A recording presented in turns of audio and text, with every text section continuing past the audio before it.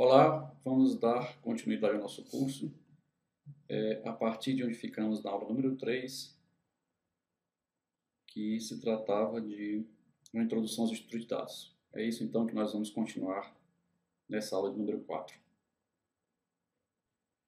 Vamos começar pelas matrizes, que é um tipo de estrutura de dados bastante comum, e as matrizes são definidas como conjuntos de dados que são normalmente representados na forma de tabelas. Então você tem aqui uma matriz numérica, onde na primeira linha você tem os números 3, 2, 3, na segunda linha você tem os números 4, 5, 6. Ou uma matriz alfanumérica, onde na primeira linha você tem o nome Maria e Pedro, na segunda linha você tem o nome João e Paulo. Os elementos são dispostos em linhas e em colunas. Então você tem a primeira linha, segunda linha, mas você tem a primeira coluna, segunda coluna, terceira coluna. É assim que uma matriz é disposta. A posição dos elementos é identificada pelo número da linha, começando em 1 ou em 0, e pelo número da coluna, em que se localiza o elemento. Então, o elemento 5 estaria na linha número 2, coluna número 2, se você usar a primeira linha como sendo a linha número 1. Uma matriz ela pode ser vista como uma lista composta, onde cada linha ou cada coluna seria uma sublista. Então, essa matriz aqui ela pode ser vista como um conjunto de duas listas, onde a primeira seria a primeira linha, a segunda lista seria a segunda linha. Então, declarar uma matriz em Python é fácil, basta que você a declare da seguinte forma. Você coloca a lista que você quer criar e dentro da lista você cria sublistas, ou seja, listas dentro da lista que representariam, no caso, as linhas da matriz. Matrizes de matrizes, então, seria possível? Claro que sim, nós podemos criar matrizes, assim por diante. Isso nos faria criar matrizes em um espaço, digamos assim, n-dimensional. Então, nós teremos aí uma matriz que estaria exposta no espaço, ou mesmo em dimensões infinitas, uma abstração que a matemática permite. Então, isso nós faríamos através, por exemplo, criando uma matriz 0 com esses valores, uma matriz 1 com esses valores. Então, os elementos seriam identificados por 3 índices.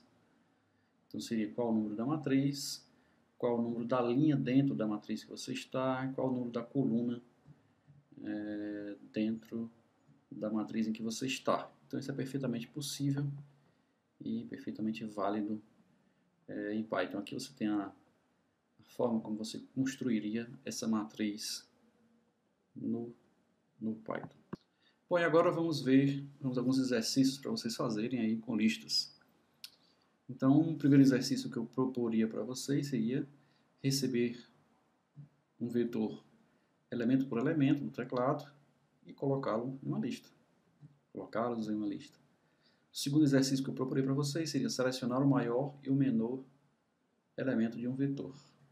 Um terceiro exercício que eu proporei para vocês seria calcular a média aritmética dos elementos de um vetor, receber um vetor, inverter a ordem dos elementos, sem usar a função reverse do Python, que já faz isso, encontrar a posição de um elemento em uma lista, isso se chama fazer uma pesquisa linear, então isso é importante, esse nome é importante. A seguir, selecione os elementos pares de um vetor, selecione os elementos que são pares dentro de um vetor, selecione os elementos pares do vetor e copie para um segundo vetor, seria um outro exercício para fazer. Crie um vetor com valores intercalados de 2 outros vetores. Então eu daria para vocês uma pausa, daria um tempo.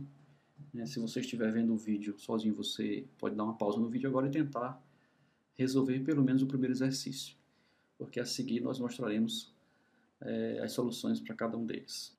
Então, o nosso primeiro exercício seria receber um vetor elemento por elemento do teclado e colocar em uma lista.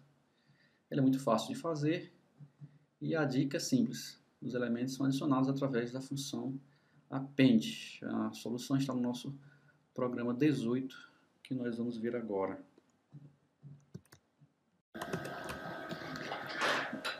Bom, nós temos aqui o nosso programa número 18, já foi digitado. E o nosso programa tem as seguintes características. Você tem inicialmente um vetor vazio, A gente define um vetor vazio. A seguir, ele pede que seja digitado, através do comando input, uma quantidade de elementos que vai ser adicionada à variável n, né? Esse valor vai ser colocado na variável n pelo comando input, e ele representa exatamente a quantidade de elementos que vai ser adicionado ao vetor vazio que nós acabamos de criar. Criamos uma variável i para controle do laço, variável i igual a 0, e criamos o nosso laço. Enquanto i for menor do que n, ou seja, ele vai executar isso aqui n vezes. Então ele faz, o que ele faz? Ele tem uma variável temp que ele cria aqui, agora, solicitando um elemento a ser adicionado à variável temp. Então ele para aqui a execução, espera digitar um valor, e esse valor é adicionado ao temp. E a seguir, nós usamos o comando append para adicionar o temp ao vetor. A seguir, incrementamos o valor de i e, finalizado o nosso laço, finalizado a lógica do nosso programa. Em seguida, ele imprime o valor do vetor completo e terminou o nosso programa. Vamos ver se ele funciona, né? Então, aqui é muito fácil. Então, lá vai. Digite a quantidade de elementos a selecionar. Vamos supor que nós vamos digitar, adicionar 5 elementos. Ele vai pedir os elementos a serem adicionados. Eu vou colocar valores quaisquer aqui. Vou digitando aqui um após o outro. E está aí. O nosso programa funcionou corretamente para 5 elementos. Vamos testar mais uma vez. Ver se ele funciona para 10 elementos. Então vamos colocar aqui em sequência 10 elementos, 10 números em sequência. E aí, mais uma vez, ele funcionou corretamente. Então, tudo indica que o nosso algoritmo está correto.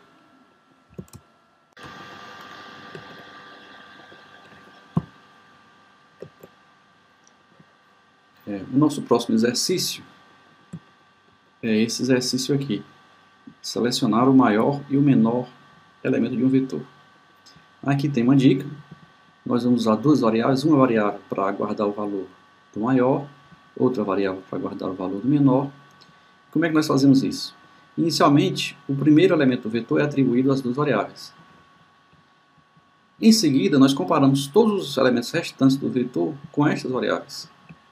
Se o elemento do vetor que nós vamos comparar for menor do que a variável menor, então nós trocamos o valor do menor. Simplesmente atribuímos a ela o valor do que nós estamos comparando no momento.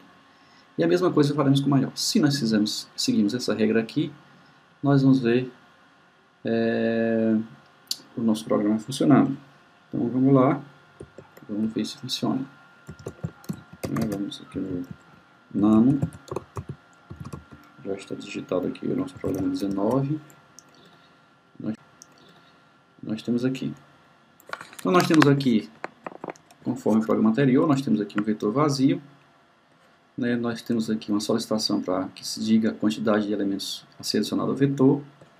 Nós temos aqui a variável i de controle do laço. E nós temos aqui, enquanto i for menor do que n, nós vamos acrescentar valores ao vetor. Isso aqui é apenas o começo do programa. Então até aqui nós temos apenas a repetição do programa anterior. Bom, e agora vamos começar a lógica do nosso programa atual. Simplesmente nós pegamos uma variável chamamos de menor, colocamos o valor índice 0 do vetor, pegamos uma variável chamamos de maior, aqui o nome maior, e colocamos o vetor índice 0, reiniciamos o i para fazer um outro laço, e então vamos iniciar um laço onde a condição de permanência do laço é que o i, esse que nós criamos agora, seja menor do que o len do vetor, ou seja, o comprimento do vetor. Então, enquanto o i for menor que o comprimento do vetor, faz o quê? Ele compara o vetor índice i com o menor. Se o vetor índice i for menor do que o menor, é porque o menor que eu escolhi está errado. Eu escolhi o menor, eu coloquei o primeiro elemento do vetor, mas essa escolha minha não foi correta. Então, a minha escolha correta seria colocar o atual elemento que eu estou comparando em menor, porque esse realmente é menor do que o menor. A mesma coisa com o maior. Se o vetor em si for maior do que o maior, bom, ele é que vale a pena guardar como maior. E ele vai fazer isso para todos os elementos do vetor. Bora. Se ele faz isso para todos os elementos do vetor, o último elemento que vai permanecer na variável menor é exatamente o menor elemento do vetor. E o último elemento que vai permanecer na variável maior é exatamente o maior elemento do vetor. Bom, aqui ele faz igual a mais um para dar sequência ao laço, terminado o laço aqui embaixo. e agora imprime o resultado. Então imprime vetor dado igual ao vetor, que é o vetor que nós guardamos, menor valor imprime a variável menor, e maior valor imprime a variável maior. Então é isso aí, está aí o nosso programa número 19, e vamos ver se funciona. Ctrl X, vamos executar o nosso programa 19. Ele pergunta a quantidade de elementos do vetor, vamos colocar 5. Vamos digitar aqui o primeiro elemento a ser adicionado, 1, vamos colocar aqui 23, valores aleatórios menos 30, menos 45, 34, 21. Tá aí. Então o vetor que nós temos foi isso aqui, 1, 2, menos 2, 1, 23, menos 45, 34 e 21. Ele está aqui, foi impresso. O menor valor foi menos 45, terceiro elemento, e o maior valor foi 34, quarto elemento. Então funcionou corretamente, podemos executar mais uma vez, para ver se funciona corretamente, com mais elementos, com 10 elementos. Então vamos lá, 1, 2, 3, 4, 56, menos 10, 34, pode repetir o valor, não tem problema, mas vamos... E aí, nosso vetor agora foi esse aqui, 1, 2, 3, 4, 56, menos 10, 34, 7, 8 e 9. O menor valor foi o menos 10 e o maior valor foi o 56. O nosso programa funcionou corretamente. O nosso próximo programa aqui, né, vai ser calcular a média aritmética dos elementos de um vetor. Então, uma dica muito simples, você soma todos os elementos do vetor através de uma variável que nós chamamos de acumulador. Nós já mostramos como usar uma variável que fica acumulando somas, acumulando valores. E depois que essa soma for feita, essa variável vai acumular a soma de todos os elementos do vetor. A seguir, basta dividir pelo número de elementos do vetor. Então, se o vetor tem 10 elementos, basta que eu some os 10 elementos e divida pelo valor 10. Então, é isso aí. Vamos lá, ver se o nosso programa funciona.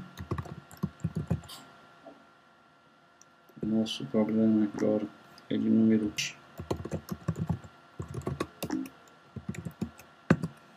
Tá aí, o nosso programa número 20.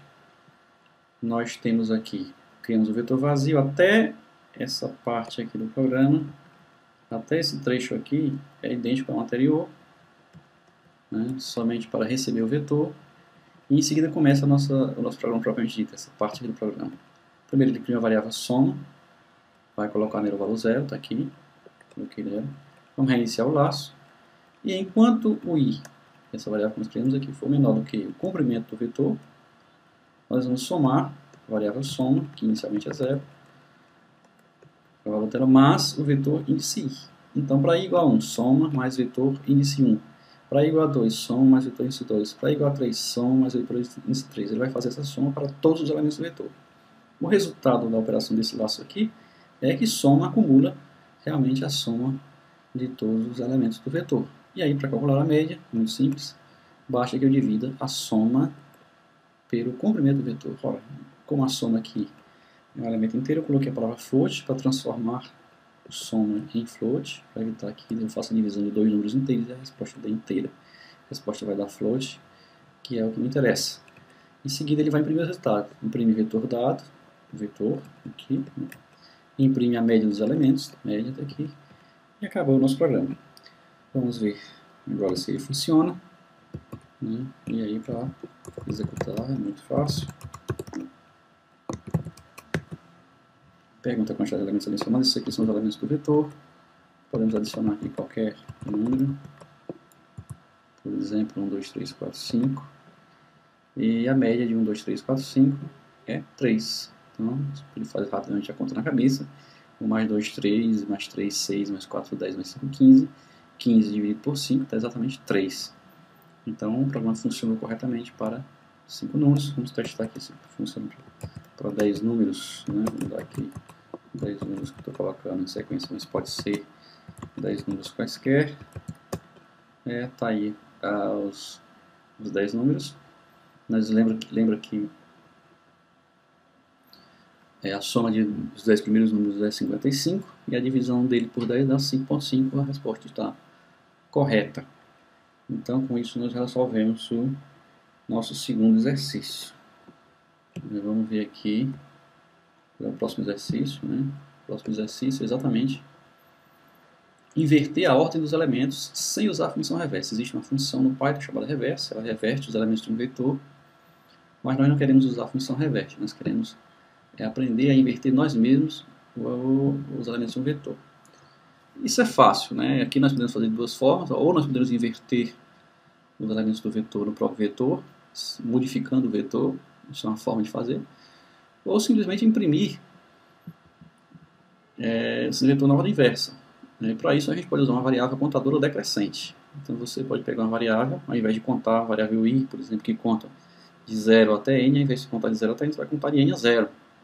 Então é exatamente o que ilustra, né, o objetivo desse exercício, é exatamente você não ficar fixado na ideia de que o i sempre cresce de forma crescente. Né? Sempre cresce, aliás, desculpe.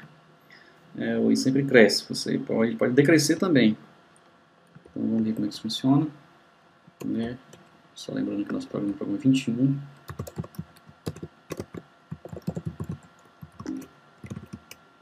Tá aqui o nosso programa, ele é igual aos outros até aqui, né? Então a partir daqui é que ele vai mudar, né? Vai ter suas particularidades. A primeira coisa é inicializar o laço, ele vai receber um valor qualquer, tudo bem, aqui é igual, desculpe, aqui ainda, esse trecho aqui ainda é igual ao anterior, ele está recebendo os valores, colocando em tempo e adicionando o vetor. Ótimo. Bom, agora ele vai imprimir o vetor recebido, né? Vetor, e vai imprimir apenas essa palavra aqui, na ordem inversa e abrir um colchete. Ele vai imprimir esse string do jeito que está aqui. Na ordem inversa, 2 pontos, mais um colchete abrindo. E a vírgula. Significa que a próxima coisa que ele imprimir vai ser na mesma linha. Aí ele faz i é igual a len de vetor menos 1. O que é isso? Se o vetor tiver 10 elementos, ele vai pegar essa variável i e colocar nele o valor 9. Para um vetor de 10 elementos, a última posição do vetor de 10 elementos é exatamente a posição 9, porque a primeira é 0, o primeiro não é 1. Então nós temos que criar um valor i, atribuir a ele o comprimento do vetor menos 1, que é exatamente a posição do último elemento. E aqui o nosso while mudou em relação ao anterior, ao invés de ser i menor do que n, por exemplo, do que n do vetor, é i maior ou igual a 0. Enquanto o i for maior ou igual a 0, ele imprime o vetor índice i. E o i, ao invés de crescer, aqui embaixo, ele decresce. I vai ser igual a i menos 1. Em seguida, depois que ele imprimir esse valor aqui n vezes, que é exatamente o tamanho do vetor, ele vai imprimir um colchete fechando. Isso tudo na mesma linha, porque tem uma vírgula aqui. Isso vai dar a ilusão para a gente que ele está imprimindo de uma vez só o vetor. Ok, terminamos esse nosso programa 21. Vamos executar para ver se funciona.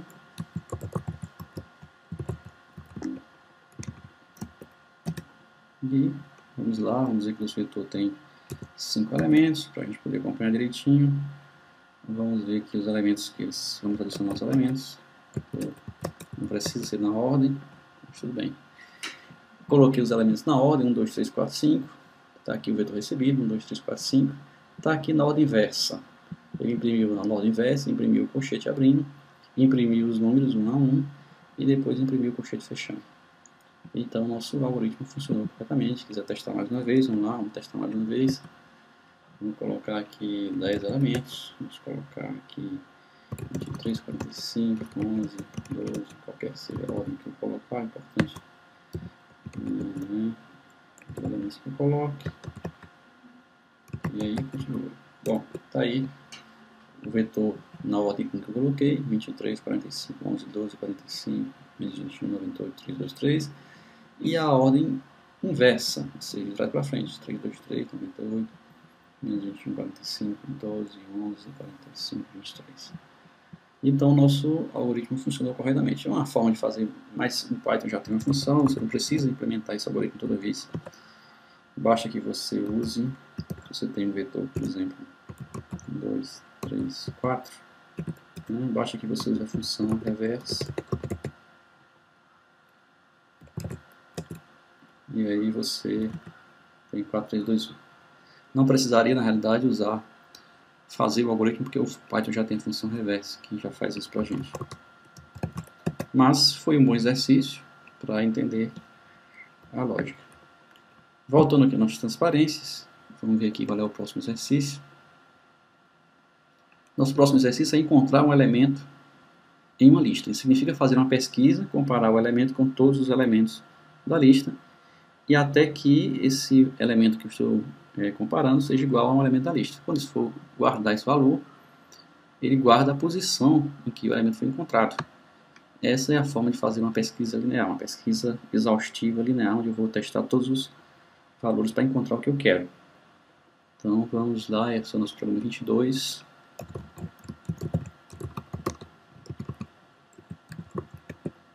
Está aqui o nosso programa 22, ele é igual aos outros até aqui. Aqui é só para receber os dados, receber o vetor. Bom, depois que ele recebe o vetor, ele vai, aqui embaixo ele vai pedir o elemento procurado. Então o elemento procurado, ele recebe do teclado o elemento a localizar. Aqui tem uma função nova que eu estou usando constantemente, que é o raw input. Eu estou usando a função int e raw input. Essa função ela é válida até a versão 2.5 ou 2.6 do Python.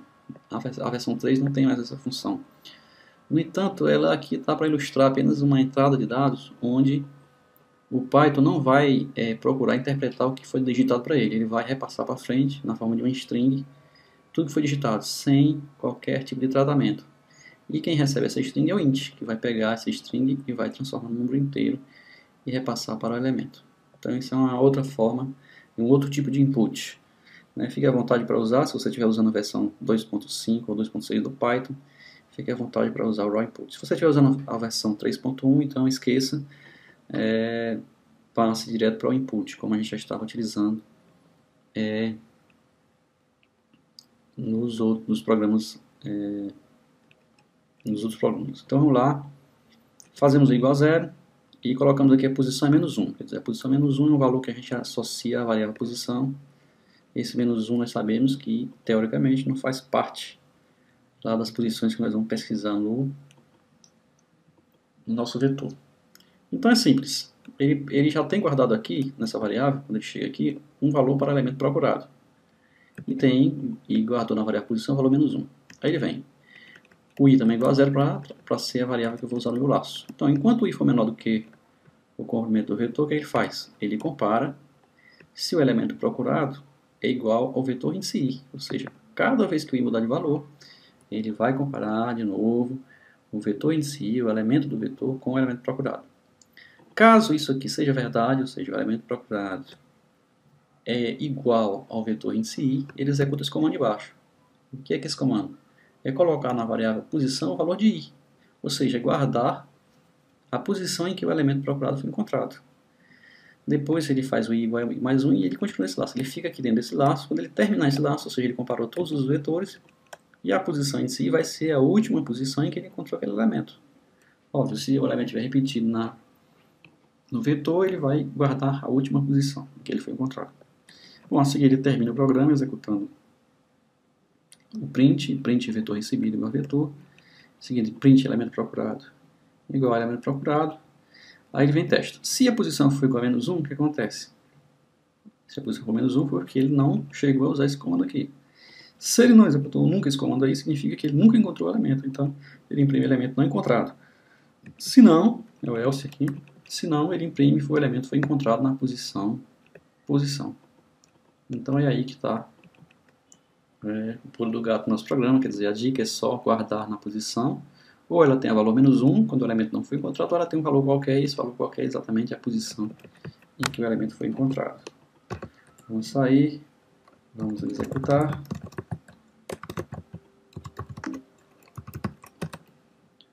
Então vamos colocar aqui 5 elementos, vamos colocar aqui, por exemplo, 2, 4, 6, 8, 7...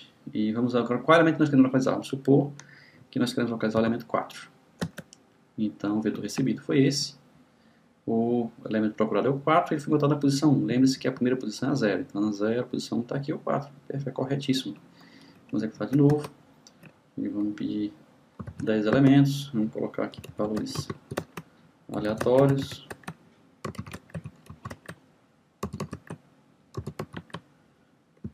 E vamos repetir. Agora vamos perguntar qual elemento a ser procurado. Observe que existem alguns elementos repetidos, mas não vamos procurar qualquer um, não importa.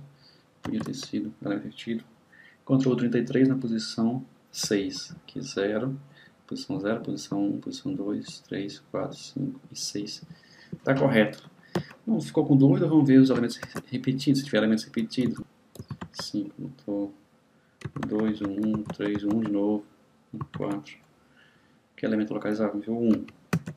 Então ele guardou o 1, o 0, 1, 2, 3 na posição, última posição que ele encontrou. Então é assim que nós vamos continuando os nossos exercícios. O próximo exercício é selecionar os elementos pares de um vetor. Esse é muito fácil. Você atravessa o vetor, né, pesquisando. Você faz a pesquisa no vetor inteiro e divide todos os elementos do vetor por 2. Aqueles em que o resto da divisão for 0, então você simplesmente imprime. Isso é fácil, né? Vamos ver aqui rapidinho, né, o nosso programa, que é o programa 3. Está aqui o nosso programa. Até um certo ponto ele é igual aos outros, né? Até que ele recebe o vetor e vai colocando na... Bom, aqui é que começa realmente o nosso programa. Ele imprime o vetor recebido, né? Vai imprimir no vídeo o vetor recebido, aqui é vetor, imprime novamente uma string com um colchete abrindo e faz um laço. Enquanto o i for menor que len vetor, quer dizer, isso aqui é a forma dele pesquisar o vetor inteiro, ele faz o seguinte: se o vetor é um if dentro do while, né? Se o vetor dividido por 2 for igual a 0, dividido, quer dizer, o resto da divisão do vetor por 2 é igual a 0, significa que o elemento é par, o vetor em si é par. Ele simplesmente imprime o vetor em si e acabou o laço. Acabou o laço, acabou o laço, acabou o if, né? Então, aqui é o fim do laço, i igual a i mais 1, e ele termina imprimindo o colchete fechando. E acabou o nosso programa. Facílimo, né? Muito simples. Né? Vamos executar nosso programa 23.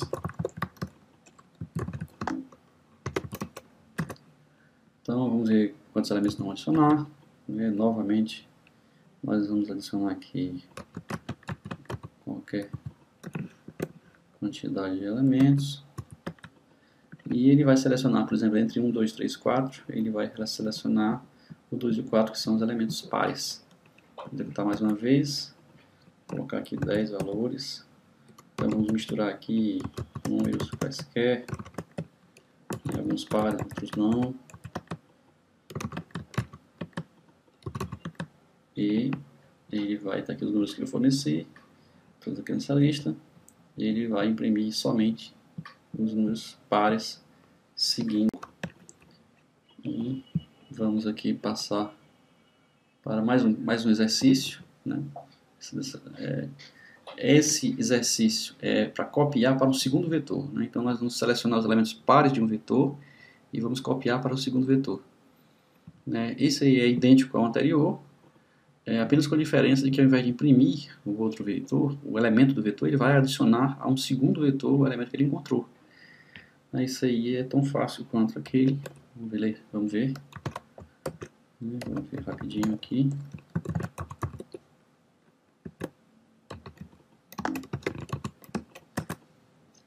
Então a primeira parte do programa é só para... Ele criou, agora aqui tem uma diferença já no comecinho, porque ele criou dois vetores, um que ele chamou de vetor e o outro que ele chamou de vetor 2. Então tem aqui dois vetores que ele criou, certo? Ele pediu o número de elementos no vetor, está aqui o n, né? Faz o igual a 0 para controle do laço. Enquanto o i for menor do que n, ele recebe um valor para temp, adiciona ao vetor o valor de temp. Faz novamente igual a 0 para criar outro laço, imprime o vetor recebido. Num novo laço, ele vai comparar se o vetor em si, ou seja, cada um dos elementos do vetor recebido, se o módulo dele por 2 é igual a 0, ou seja, se a resto da divisão por 2 é igual a 0. Se for, ele usa o comando append sobre o vetor 2, ou seja, adiciona o vetor em si ao vetor 2. Ele vai fazer isso para todos os elementos que forem pares no vetor 1. E assim termina o nosso programa. Vamos executar.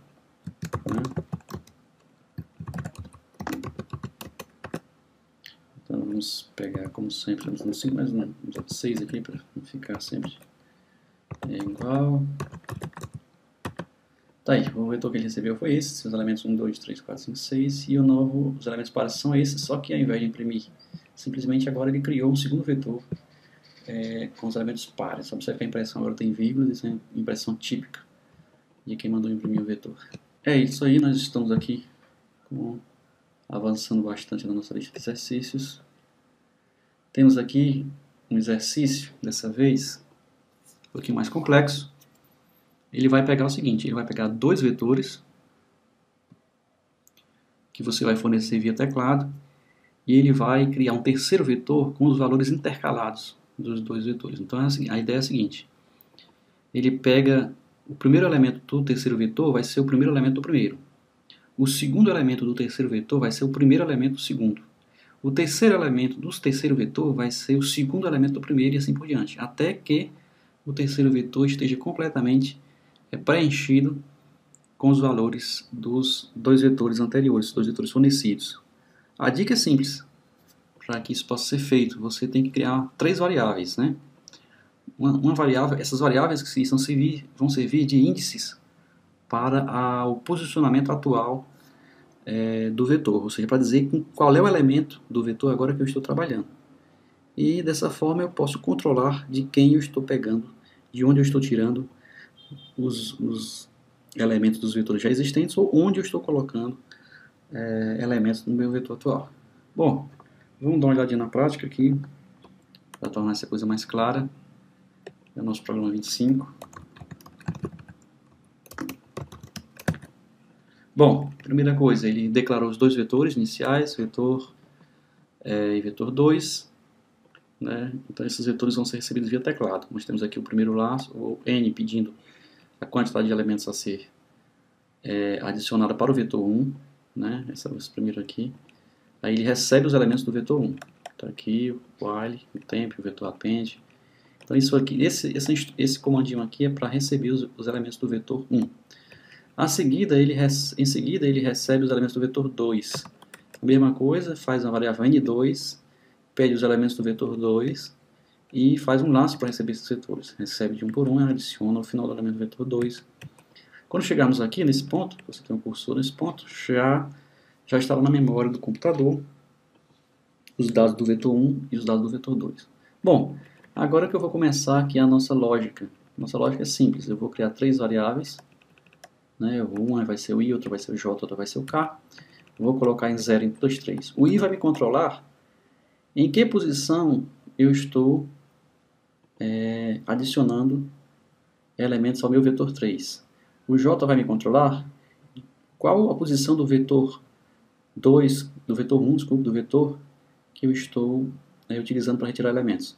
E o k vai me dizer qual a posição do elemento do vetor 2 que eu estou tirando elementos. Então lembrando, o i vai me controlar onde eu estou inserindo elementos do vetor 3, o j vai me controlar de onde eu estou tirando elementos do vetor 1, e o k vai me controlar de onde eu estou tirando elementos do vetor 2. E é muito fácil, então aqui é muito simples. Eu estou pegando o seguinte, eu faço, enquanto lembre, o i controla a posição em que eu estou inserindo elementos.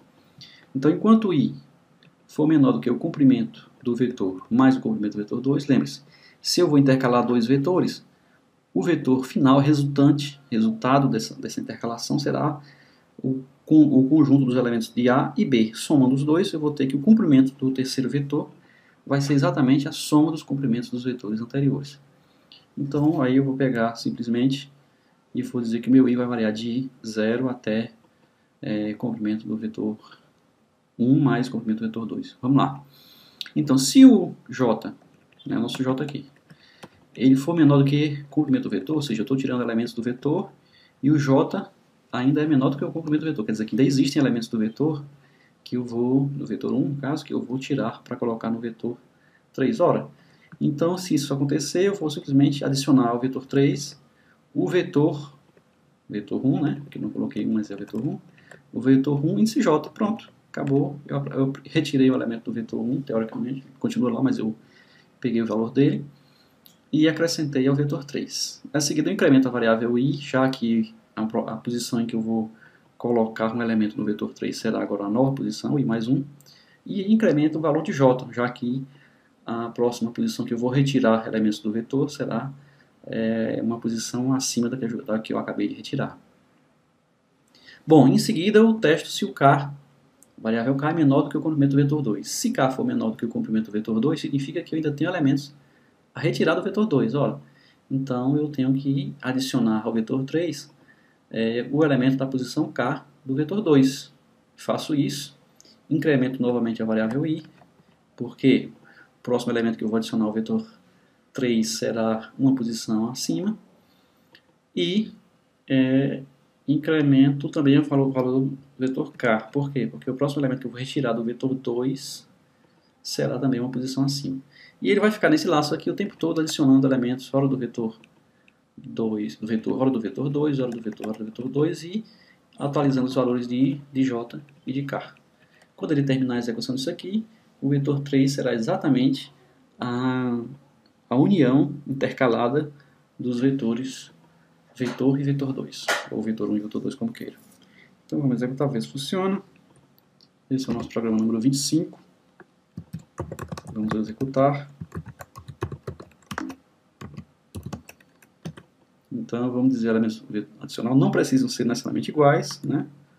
Eu posso pegar 5 elementos do vetor 1 e dizer que vai ser 1, 3, 5, 7, 9. Posso adicionar 7 elementos, ou 10, 7 elementos do vetor 2.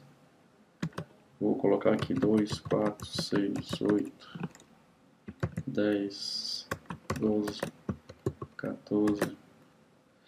E aí nós temos o primeiro vetor recebido, o vetor 1 foi 1, 3, 5, 7, 9. O segundo elemento, o vetor 2 recebido, foi 2, 4, 6, 8, 10, 12 e 14. E o vetor intercalado, ó, 1 e 1, 2 do segundo aqui, vocês podem ver aqui.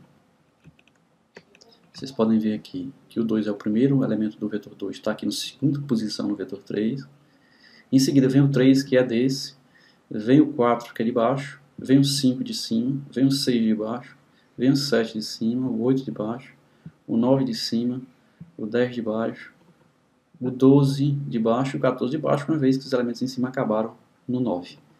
Então, como vocês podem ver, o nosso programa funcionou corretamente, então vocês podem executá-lo outras vezes aí para testar com outros vetores. Bom, então vocês devem estar se perguntando, ou eu perguntaria para vocês nesse caso, o que acontece quando a gente coloca um laço dentro do outro? Isso seria como o que acontece quando a gente aninha os laços. Então aqui embaixo eu tenho um programa, o nosso programa 26, que ele faz exatamente isso. Ele cria uma variável 0, enquanto essa variável for menor do que 10, ele faz o que tem aqui dentro. E o que tem aqui dentro é colocar uma variável y igual a 0, e enquanto a variável y for menor do que 10, ele faz isso aqui, imprime uma string de x igual, e o valor de x, uma string de y igual, e o valor de y. Incrementa o valor de y, acabou o laço while do y. Incrementa o valor de x, acabou o laço while do x. Bom, a pergunta que eu faço é qual é a saída desse programa? O que ele vai sair? Ele vai gerar. E a segunda é quantas vezes ele executou esse comando print aqui? Então isso é uma pergunta que eu vou fazer a você, mas que a gente vai... Faço a você agora, mas que a gente vai responder em seguida. Eu tenho aqui nosso programa 26 já digitado no Nano, né? E agora está ali do jeito da transparência. Vamos ver o que acontece. Vamos executar, né? Então vamos executar o nosso programa 26. Então observe o que aconteceu. Observe que os valores, ele gerou os valores de x e y. Olha, o x permaneceu 0 um certo tempo, enquanto que o y ficava mudando de valor. Passou de 0 para 1, para 2, até o valor 9. Quando ele chegou no 9, o x passou a 1. E o y continuou seguindo de novo. Repetiu a operação que ele tinha feito antes, de 0 até 9. Quando o y chegou em 9, o x passa a 2. E o y vai ser. Então isso aqui ele vai se repetir até que o x chegue ao último valor permitido por ele, que é o valor 9. Então, a pergunta é, quantas vezes ele fez isso aqui? Ora? Então, para cada valor de x, são quantas linhas aqui? Ó? 1, 2, 3, né? São 10 linhas aqui. Então, para cada valor de x que ele repete 10 vezes a mudança do valor de y, então, com certeza ele executou isso aqui é 10 vezes 10, são 100 vezes. Né? Essa é a resposta. Quantas vezes ele executou o comando print? Né? 100 vezes, 10 vezes 10. Agora, qual é a saída? Então a saída é exatamente os valores de x e y, como eles estão crescendo. Então, enquanto ele fixa o valor de x para executar o laço interno, depois que ele executa o laço interno integralmente, ele muda o valor de x e reexecuta o laço interno, muda o valor de x, reexecuta o laço interno, muda o valor de x, executa o laço interno e assim por diante. É assim que funciona a composição de laço. Bom, a pergunta que a gente continuaria a fazer é: quando é que eu vou aplicar isso? Para que eu vou aplicar isso? Então eu tenho aqui dois exercícios que ilustram exatamente a necessidade de você utilizar laços alinhados. O primeiro exercício é você imprimir a tabuada de multiplicar, por exemplo.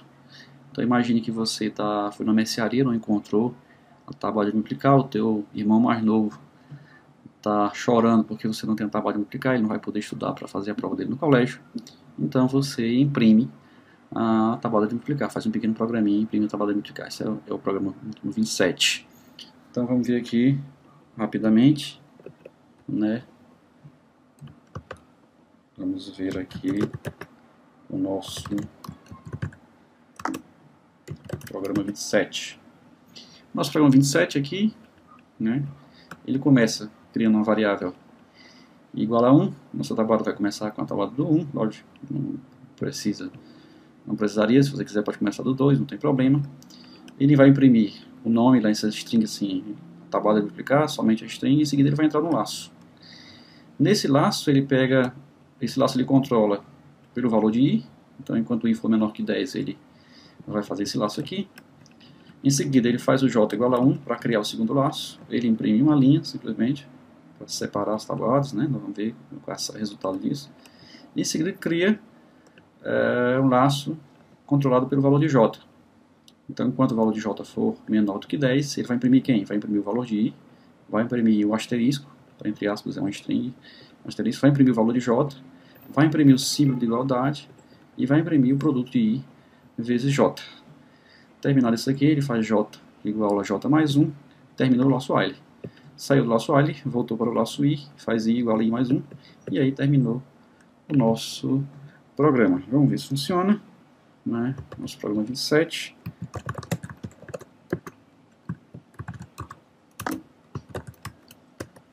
Então tá aí, rapidinho ele imprimiu pra gente a tabuada de multiplicar.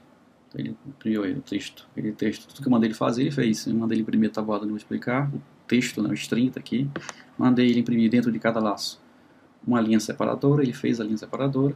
E a seguir ele imprimiu para i igual a 1, ele imprimiu i vezes j1, i vezes j2, i vezes j3, i vezes j4, assim por diante. Quando i igual a 2, o j volta para 1 de novo e assim por diante. Aí você tem toda a tabuada. Se você tiver alguma dificuldade em decorar a tabuada, você pode usar também nessa tabuada. Mas na frente a gente vai ver como gerar um arquivo texto. Você poderia guardar isso no arquivo texto, você poderia imprimir numa impressora, né? Você podia gerar um livrinho com essa tabuada. Então fica ao seu critério como é que você usa esse programinha da tabuada. Vamos voltar aqui.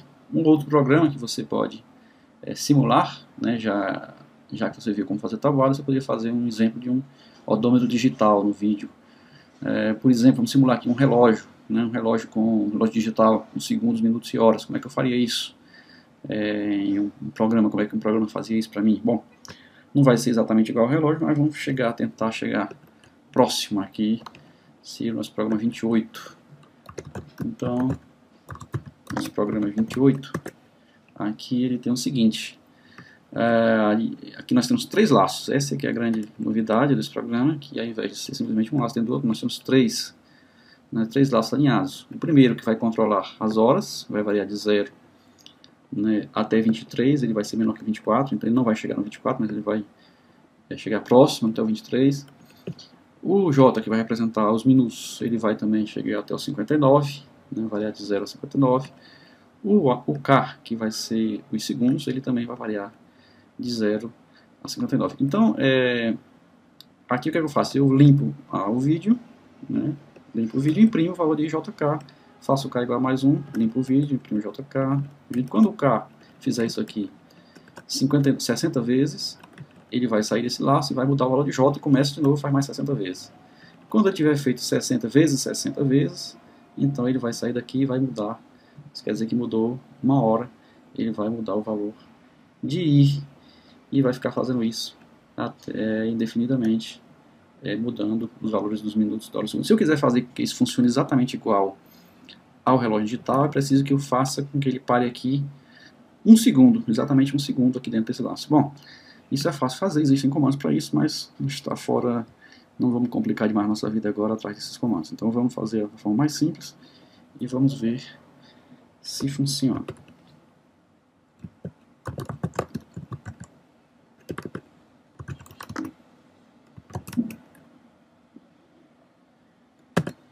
E tá aí, né? Tá aí o resultado do nosso odômetro, né? Nosso relógio digital e acelerado, né? Está aí sem problema nenhum, mas esperando ele imprimindo as segundos e minutos aí. Daqui a pouco, quando chega no 60, 59, né? Ele muda o valor da hora ali. Pronto, já mudou o valor da hora. E aí, bom, esse programa não tem fim, ele é eterno, fica aí para sempre. Então, para que a gente interrompa ele, precisa que você pressione e mantenha pressionado por um tempinho a tecla Ctrl C para ele parar, ele demora para parar. Pronto, parou. E é aí. Então, vocês viram a utilidade de laços aninhados, né? Existem N problemas que você pode fazer com laços aninhados. Um problema que você pode fazer, por exemplo, é calcular o determinante de uma matriz 3x3, ou seja lá qual for o tamanho dela. Você pode tentar implementar. Bom, matrizes acima do 3x3 vai ficar difícil para você, talvez, não sei. Mas até uma matriz 3x3 você pode calcular o determinante. Ou então, um outro exercício que você poderia fazer seria fazer um programa para multiplicar duas matrizes. É um exercício que nós não colocamos aqui, mas que fica a sugestão. Você faz aí rapidinho, para ilustrar os laços alinhados, um programa para multiplicar duas matrizes. Bom, vamos aqui a um assunto, uma novidade aqui, né? Vamos ver um comandinho novo aqui chamado range. Nós vimos aqui durante o nosso programa como gerar séries, e o Python tem um comandinho que faz isso pra gente. Não as séries tão complexas que nós fizemos aqui, mas as séries simples. Ele pode gerar para a gente, uma PA simples, ele pode gerar para a gente como? Vamos ver aqui rapidamente como é que o Python faz uma série simples para a gente. Então é simples, através do comando range, você coloca o valor inicial da série, coloca o valor final da série e coloca o passo. Se é 1, se é 2, se é 3, se é 4, vamos pegar aqui 2, por exemplo. Então você tem aí gerados números ímpares até o número 99.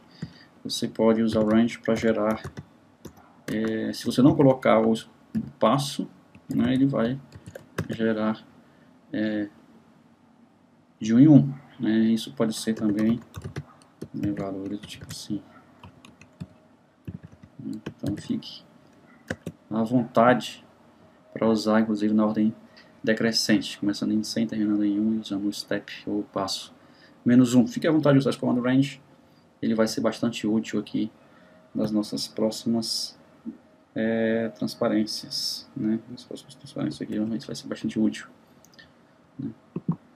E agora, finalmente, o laço for, né? Um laço que até agora nós usamos apenas o while para fazer laços, mas existe um laço que é talvez até mais utilizado que o for. E todas as linguagens de programação possuem esse tipo de laço. O laço for em Portugal, ou para em português, né? Para em Portugal, seria um laço em que eu digo qual é o valor inicial da minha variável, qual é o valor final da minha variável. E em alguns casos eu digo o passo também que ela vai variar. Se ela vai variar de 1 em 1, 2 em 2, 3 em 3, aqui eu digo isso. Isso é comum eu fazer isso. E entre o para e o fim do para, né, existe um espaço onde eu coloco comandos que vão ser executados subordinados exatamente a que essa variável assuma os valores, né, variando de um certo valor inicial até um certo valor final. Bom, é aí que entra o Python, aqui entra o range, que a gente vai ver daqui a pouco como é que usa o for com range. O Python é for, né, é minúsculo, está maiúsculo aqui, mas é minúsculo. A variável in, que ele é o operador pertence, né, na lista, e lista de comandos. Então o Python faz da seguinte forma, ele faz essa variável assumir todos os valores nessa lista, e cada vez que ela muda de valor, ele executa os comandos que estão abaixo do for. Então experimente aí, por exemplo, fazer um for i in 0, 1, print i. Vamos fazer? Né? Vamos fazer aqui rapidinho. Então imagine o seguinte, for i in, faz uma lista aqui, 0, 1, 2, 3, 4, seja lá o que for, 5, por exemplo, né, 2 pontos, para lembrar que aqui é um comando, né, e vamos mandar imprimir quem? O i. Então vamos fazer aqui mais uma vez, observe aí o resultado. Então o resultado aqui do lado ele imprimiu, para cada vez que o i assumia um dos valores da lista, ele imprimiu os valores do i. Né? Essa lista não é uma outra coisa legal que o Python tem, né? In, né? Vamos pegar aqui um assunto legal, né? Vamos ver aqui, né? E aí vamos ver aqui, 2 pontos mais uma vez, print i. Vocês observem aí ABC. Então, não necessariamente essa lista precisa ser de números, pode ser uma lista de caracteres. Então, funciona da mesma forma. O i vai assumir os valores dessa lista, de 1 a 1, e cada vez que ele muda de valor, ele executa os comandos abaixo. Né? Aí você diz, olha, mas essa lista aqui às vezes é muito complicado, você tem que, se você quiser imprimir 1000 números, eu vou ter que colocar uma lista de 1000 números aqui. Aí aqui entra o range. Se eu quiser imprimir uma lista de 1000 números, eu posso muito simplesmente dizer que for i in, né, in range 0, 100, por exemplo, né, então i. E aí funcionou, né, funcionou. Então, aí o nosso range foi útil. Bom, então vimos aqui o nosso laço for, né? Até agora nós não vimos graficamente como é que são os laços, mas os laços graficamente são representados de uma forma desse tipo aqui. Os gráficos em algoritmos, para representar algoritmos, são usados para esclarecer, para estudar o comportamento do algoritmo, como é que funciona o algoritmo, né? Então, se você sente necessidade de entender melhor um algoritmo e ver como é que ele funciona bem, passo a passo, estudando, então você pode desenhá-lo graficamente. Essa é uma forma de você estudar o funcionamento do algoritmo. Bom, dentro dos laços você pode usar 3 comandinhos, que nós não falamos até agora, mas podemos falar agora. Comando break, comando continue e o programa else. O else, essa cláusula else que a gente está acostumado a usar nos ifs também pode ser usada no laço. Né? Essa é uma coisa característica do Python, não existe praticamente nenhuma outra linguagem de programação. Ela existe somente no Python. Então, como é que é? O break, ele é como na linguagem C e outras linguagens, ele quebra o laço onde você estiver. No laço interno onde ele está, ele quebra o laço, seja um for ou seja um while. Certo? Então ele cai fora daquele laço, obriga o computador a sair do laço quando necessário. O continue, ele faz o seguinte, ele continua o próximo passo do laço, ele abandona os comandos que estão abaixo dele até o fim do laço e obriga o laço a continuar sem executar esses comandos. Certo? Então é isso que o continue faz. Se você tiver necessidade, você pode usá-lo dentro de um laço, ele descarta os comandos subsequentes a ele e recomeça o laço, continua o laço, bem melhor dizendo, mas sem executar os comandos logo que seguem o contínuo. Os laços podem ter uma cláusula else, né? A cláusula else do laço ela é executada sempre que o laço se encerra por exaustão. Então, se você tem um laço tipo for e a lista vai até o final, a variável vai até o final da lista, quando terminar, né, o laço executa a cláusula else que segue o laço. Então, você faz o laço com for com else. Ou, no caso do while, é quando a condição se torna falsa. Se a condição se tornou falsa no while, ele terminou, não tem mais como executar o while, ele executa o else. Agora, isso nunca é feito quando o laço é interrompido por um break. Certo? Isso nunca acontece. Certo? Quando o laço é interrompido por um break.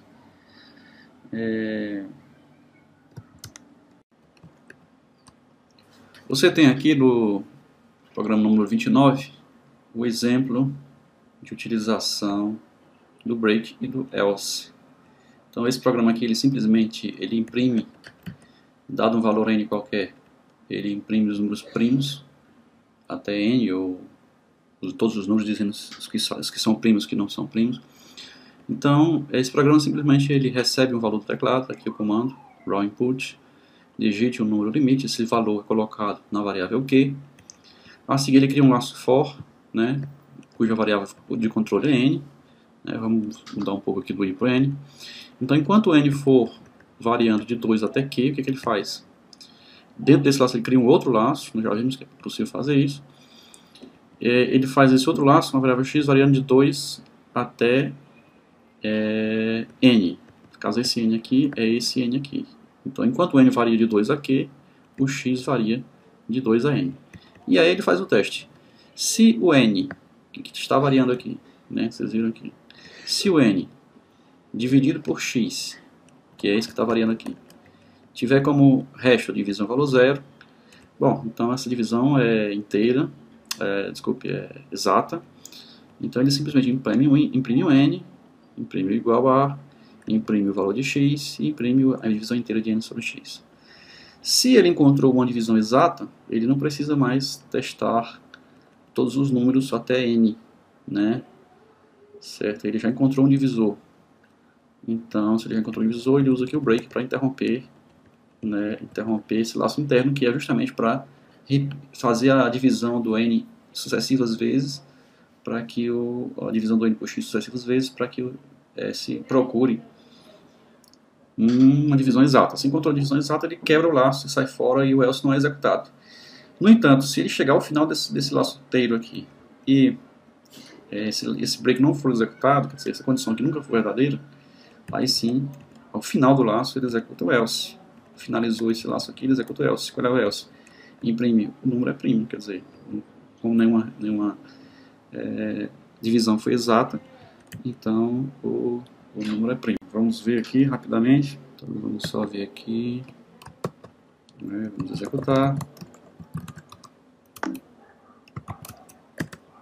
Ele vai pedir aqui, vamos supor que o número 33, né? Bom, então aí ele vai pegar os números do 0, do 2, né? Até o 33. Então o 2 é primo, o 3 é primo, o 4 é igual a 2 vezes 2, o 5 é primo, o 6 é igual a 2 vezes 3, o 7 é primo, o 8 é 2 vezes 4, o 9 é 3 vezes 3, o 10 é 2 vezes 5, o 11 é primo, o 12 é igual. Então isso aí ilustrou a necessidade de você ter o break. O break para interromper o laço. Quando ele encontra uma divisão, ele mostra qual foi a divisão e interrompe o laço. Podiam existir outros divisores. Aí se você tirasse o break daí, ele ia encontrar todos os divisores de todos os números. Mas não era esse o nosso objetivo. Nosso objetivo era simplesmente ilustrar o uso do break e do else, o que nós conseguimos.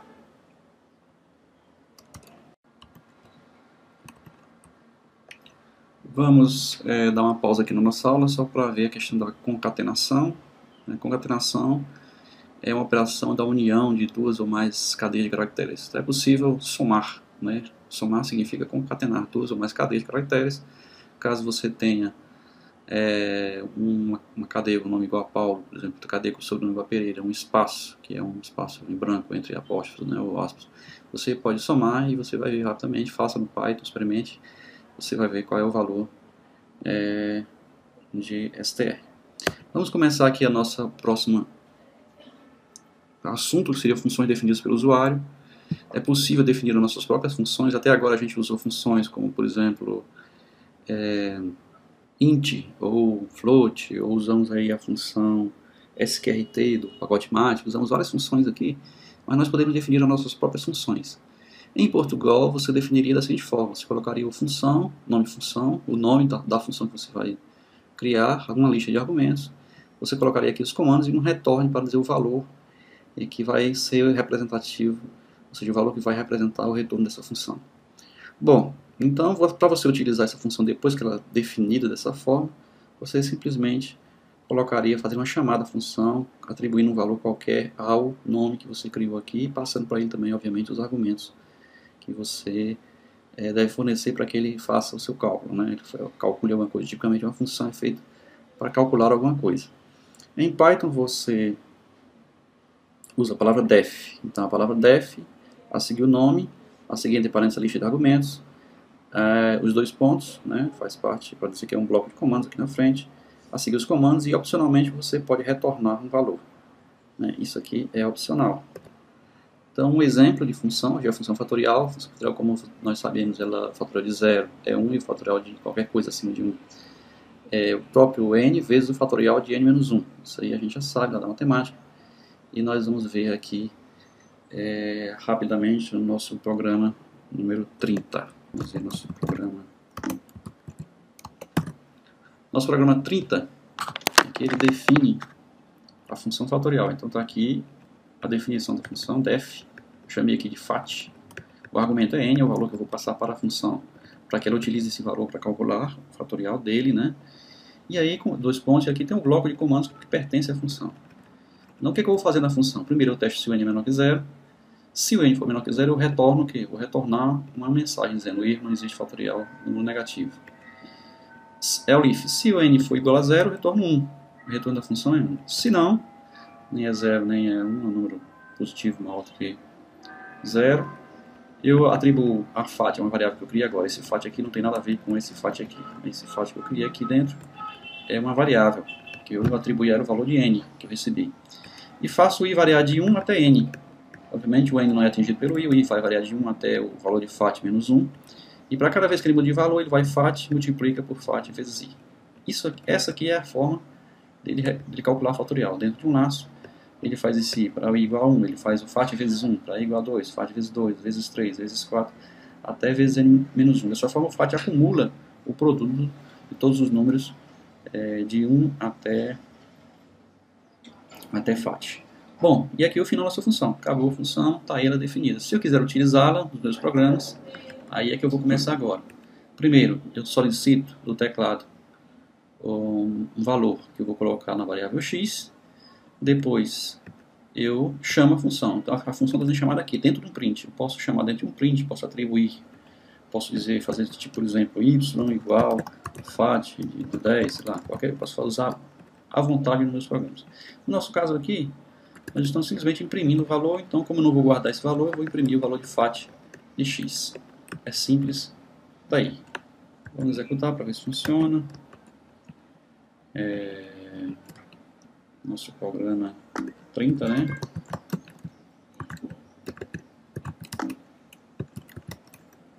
Então ele vai perguntar, digite o valor para calcular o fatorial. Eu vou digitar aqui, vamos supor 5. E ele responde, o fatorial de 5 é 120. Se eu digitasse um número negativo, vamos supor menos 30, ele responderia o fatorial de E. Aí ao invés de sair o número 30, sairia a expressão erro, não existe fatorial para número negativo.